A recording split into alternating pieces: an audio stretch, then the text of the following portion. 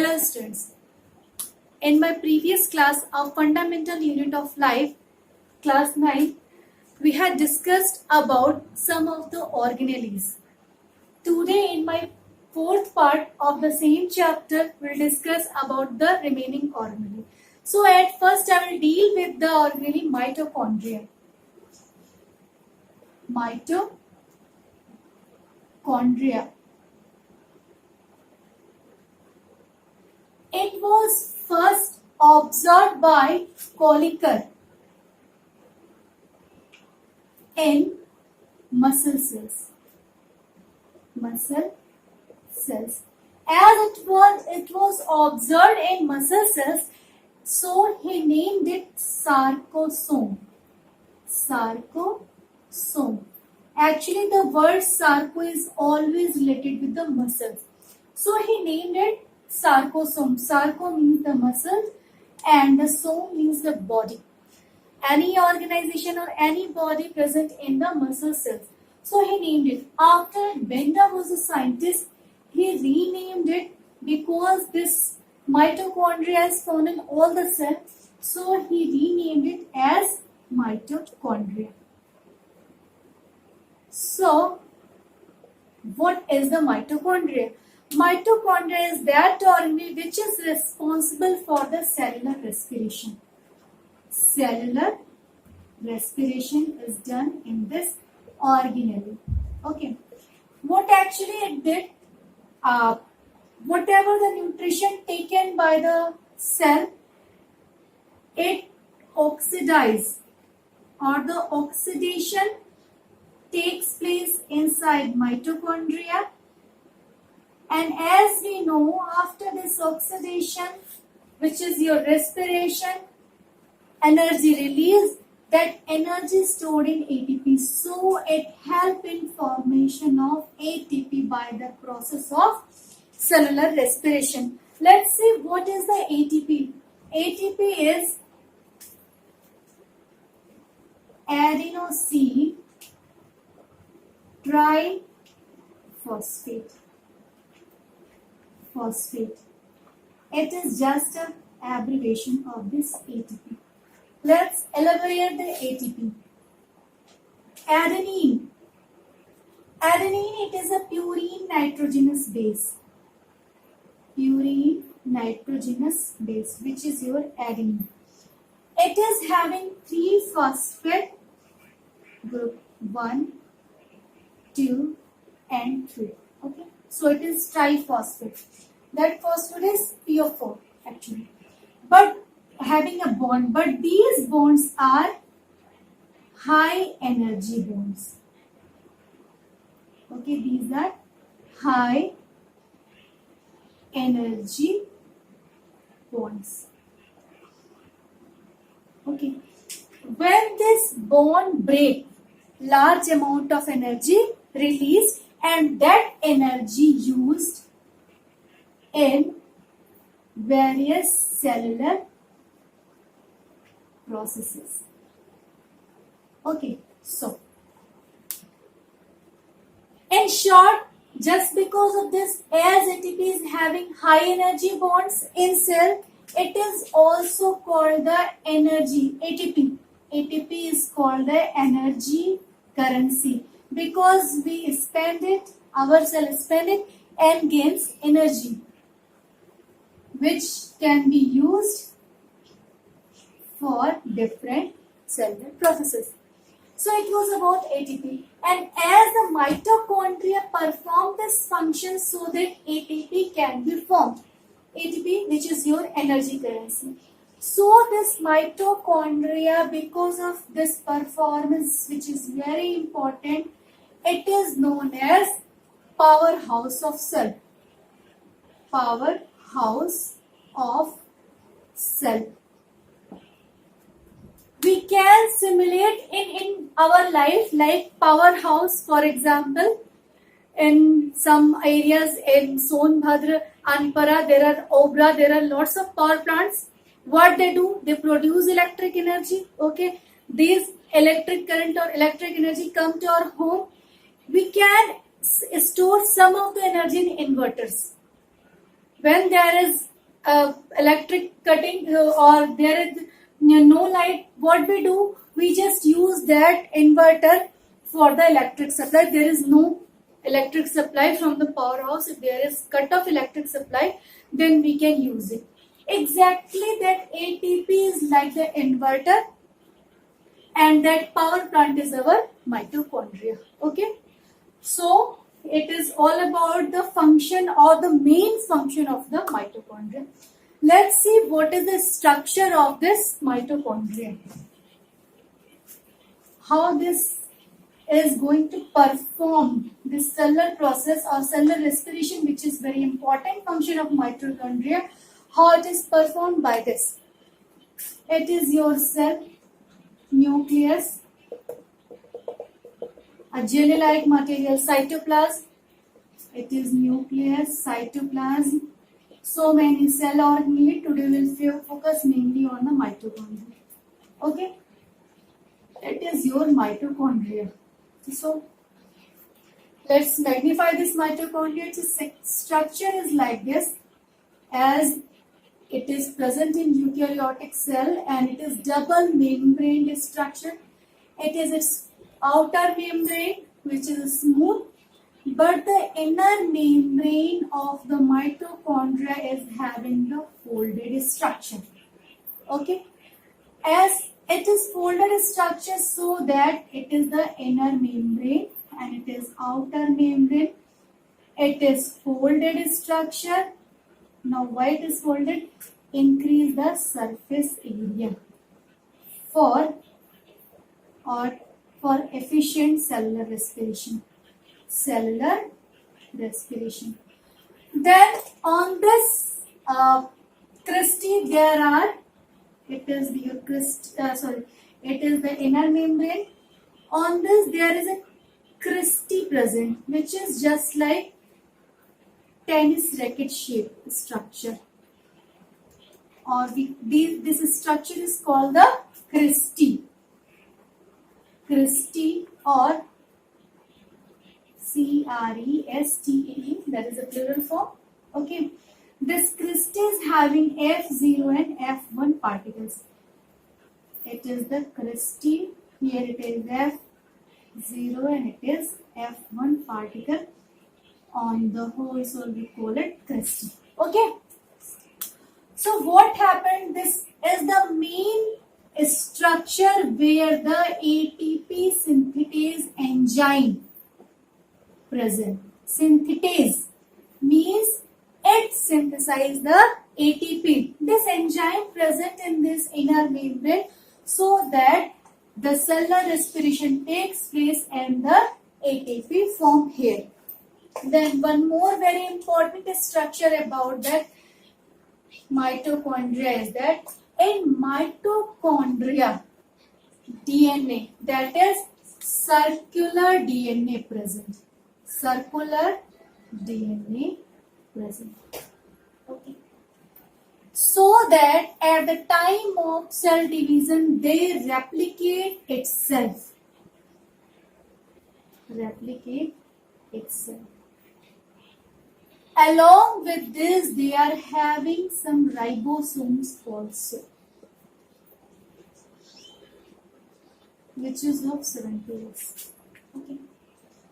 So about this we'll discuss later. But here one important thing is that as there is presence of circular DNA like nucleotide, which we have discussed in a prokaryotic cell, so they can replicate itself. So the mitochondria is known as semi-autonomous organelle. Autonomous organelle. This concept also help us to know the origin of cell and origin of eukaryotic cell, but it is more elaborative, we will discuss in our higher classes. So it was all about the structure of the mitochondria function I have discussed. Now let's see about the chloroplast. Okay, our second organelle is chloroplast. So we can recall why the mitochondria is called powerhouse of cell.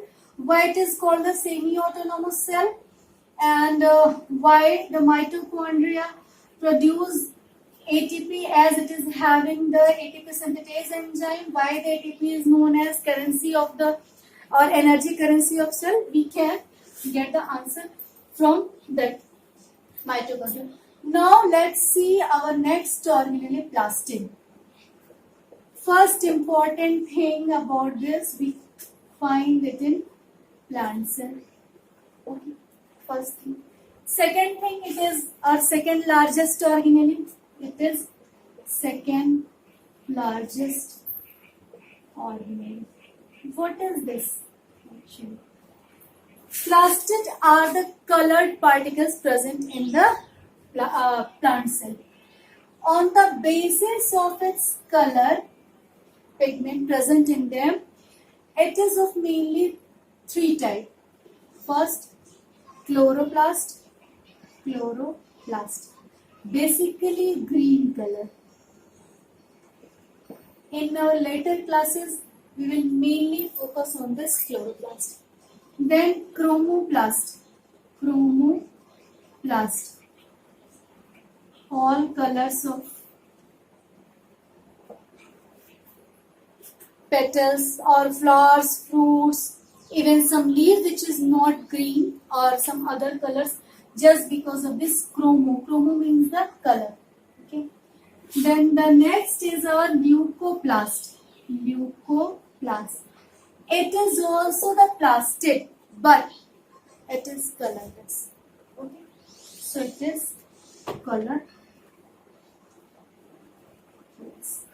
So the fruits, flower color is just because of this. Let's see about leucoplast, then we'll deal with the chloroplast. So in leucoplast, as it is colorless. So what is its function? Its main function is the storing, okay, or the storage of material. On the basis of material it is stored, it is again of three types. First, it is amyloplast. Always the meaning of amylum means starch. So what does it store? It stores starch. Then the second, elioplast means fat or oil storage. Then the third is our aleuroplast. Aleuroplast means it stores the protein. Okay, it was about the leucoplast. Now let's focus on our main plastid, which is our chloroplast. Okay, so it was some important points or facts which we must know. What are these now? So again, it is our cell, cytoplasm, jelly-like material, nucleus, other cell organelles. Now focus on the chloroplast. It is double membrane organelle. Okay. So how is it? It is like this.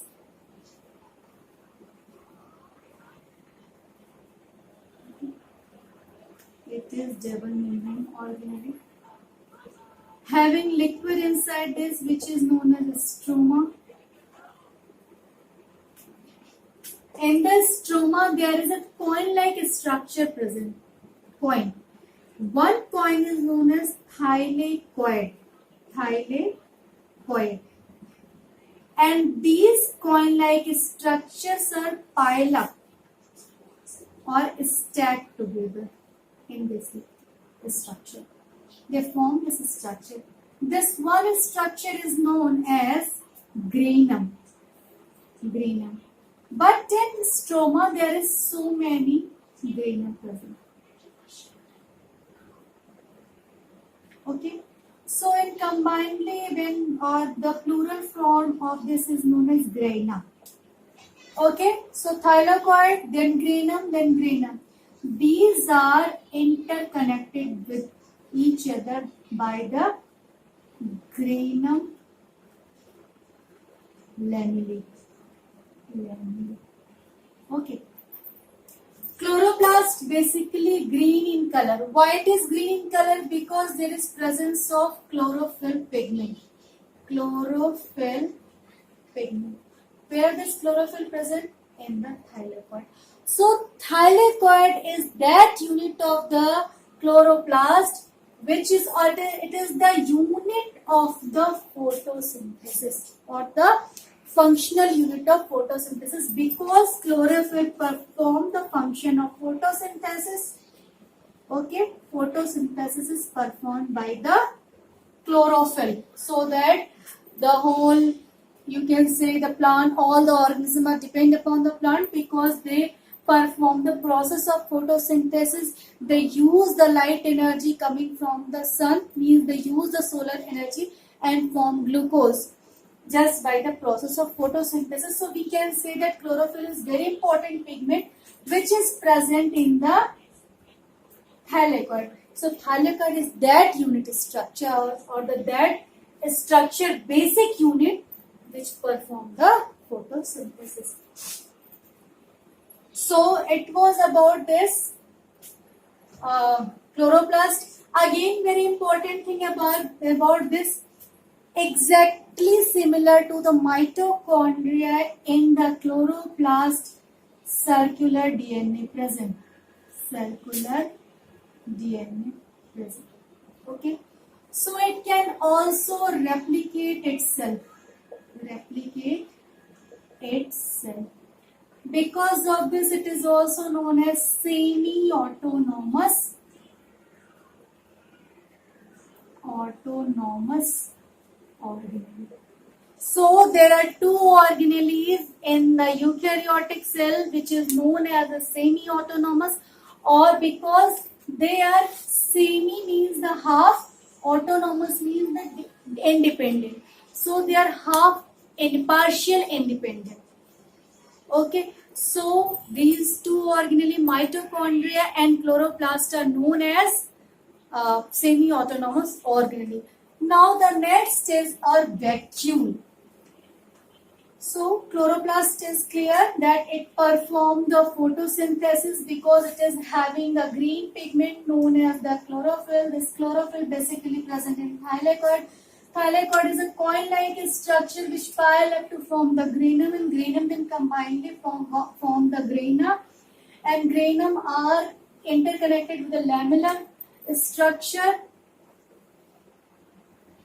So now next is our vacuole. Vacuole depends upon the cell. Either it is plant. In plant it is more prominent, large structure.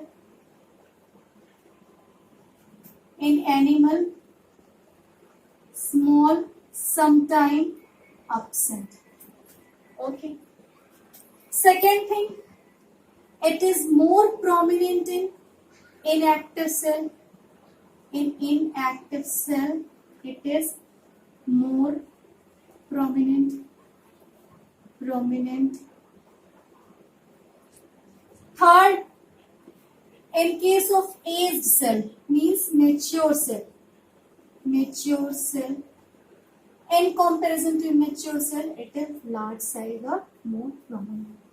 So in these cells, especially mature cell, inactive cell and plant cell, we find the vacuole in large size which are more prominent.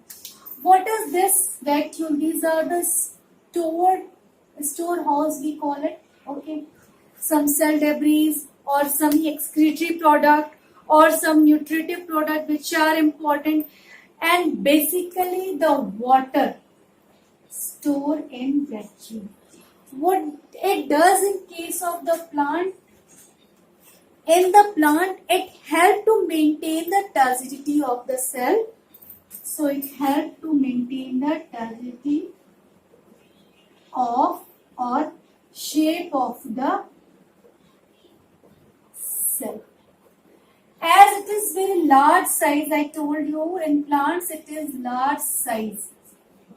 So what happens? It pushes, in plant cell especially, plant cell, it pushes the nucleus toward the membrane and occupy the large area. Okay, it occupy the large area. On the basis of age of the cell or activity of the activeness of the cell, its size varies. One very important thing is that the membrane of the vacuole, it is very important point. It is known as the tonoplast. Okay. Depending upon different or variety of the vacuole, it can be of two types. First, let's discuss in the animal cell role of the vacuoles in animal cell. First, it is contractile vacuole. Contractile vacuole. For example, in case of the this contractile vacuole can contract and relax, so it helps in excretion of waste material. Then it can be food vacuole, again in amoeba, so it can help to store the engulfed or the food which has been phagocytized by the cell.